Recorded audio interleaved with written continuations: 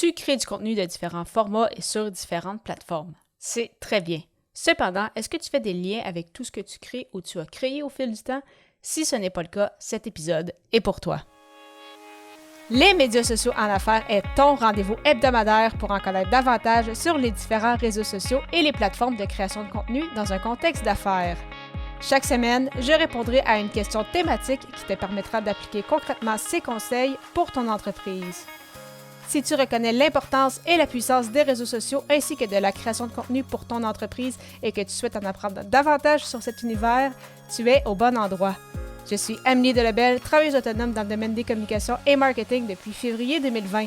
Je travaille avec les réseaux sociaux et dans la création de contenu depuis 2014. Les médias sociaux en affaires est mon deuxième podcast après Athlète Entrepreneur, lancé en janvier 2019. Bienvenue sur mon podcast. Salut et bienvenue sur les médias sociaux en affaires, épisode 332, alors qu'aujourd'hui, je réponds à la question « Comment créer un écosystème avec ton contenu? » Alors, tout d'abord, si tu crées du contenu depuis un certain temps, félicitations. Donc, continue comme ça. Cependant, est-ce que ton contenu est pensé? Est-ce que tu as une stratégie pour supporter le tout avec des objectifs clairs à atteindre et bien évidemment que tu sais à qui tu t'adresses, donc ton fameux persona? Si oui, tu as vraiment un très gros pas de fait, mais un autre aspect à prendre en considération également, et en fait, c'est que tu veux vraiment bâtir en fait un écosystème avec ton contenu. Et qu'est-ce que je veux dire par là? C'est l'importance de faire des liens avec tes différentes pièces de contenu. Par exemple, est-ce que tu partages tes épisodes de podcast, tes articles de blog, tes vidéos YouTube sur tes réseaux sociaux? Quand justement tu crées un épisode de podcast, est-ce que tu en fais peut-être aussi même d'autres publications, pas nécessairement qui amènent vers le podcast, mais vraiment juste des pièces de contenu? Est-ce que peut-être tu te sers de tes épisodes de podcast pour rédiger des articles de blog ou vice-versa, comme moi je l'ai fait par le passé?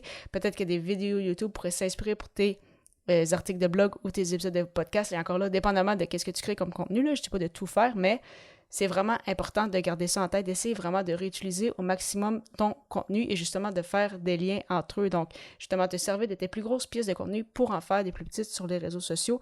Et vraiment, le recyclage de contenu, c'est super important et c'est tellement un élément, encore une fois, très sous-estimé. À chaque fois que j'en parle à des clients ou des clients potentiels, c'est comme si tout d'un coup, c'était la révélation.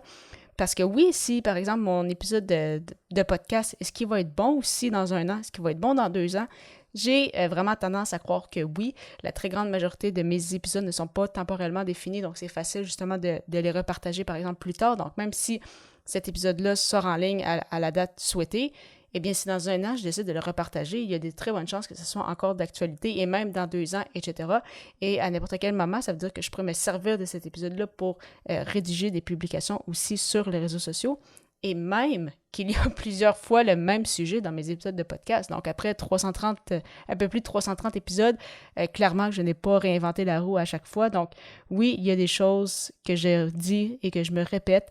Et c'est tout à fait correct aussi parce qu'on le sait à quel point les gens ont besoin justement de se le faire répéter. C'est pas parce que tu dis quelque chose une seule fois que les gens vont s'en souvenir. Des fois, c'est bien de faire des rappels. Donc, vraiment important de garder ça en tête. Et pour t'aider, en fait, c'est important de garder en tête que pour justement que tout se relie, que ça fasse du sens, c'est de voir ça un peu comme un tunnel de vente. Donc, par exemple, parler de ton infolette sur les réseaux sociaux pour que les gens s'abonnent à celle-ci. Et puis, dans l'infolette, tu peux parler de tes épisodes de podcast. Après ça, quand ils écoutent ces épisodes de podcast-là, eh bien, ils sont peut-être invités à télécharger des guides. Donc, ils voient justement qu'est-ce que tu proposes.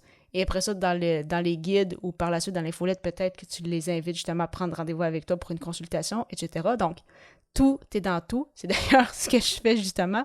Donc, c'est vraiment important qu'il y ait une synergie avec ton contenu. Donc, c'est de voir justement, toi, ça ressemble un peu à quoi justement ton fameux tunnel, à quoi ça ressemble quand tu crées du contenu. Est-ce que c'est juste tu crées du contenu ici et là, puis il n'y a pas vraiment de logique ou justement de synergie à travers tout, ou justement c'est vraiment bien pensé de « Ah, mais si j'ai fait tel épisode, mais c'est ça, je vais pouvoir en parler sur mes réseaux sociaux. Après ça, la semaine suivante, je vais pouvoir revenir un peu sur qu'est-ce que j'ai fait en me servant justement de l'épisode. » Donc, vraiment important de garder tout ça en tête. Donc, vraiment pour qu'il y ait, c'est ça, vraiment une synergie avec ton contenu et que justement tout puisse faire du sens. Parlant de création de contenu, je te propose gratuitement une liste d'éléments clés à ne pas oublier lorsque tu crées du contenu. Donc, pour la télécharger gratuitement, simplement te rendre au ameliedelebel.com/liste. Au plaisir de te retrouver lors de l'épisode 333, alors que je répondrai à la question « Comment te servir des réseaux sociaux pour obtenir des clients potentiels qualifiés? » À bientôt!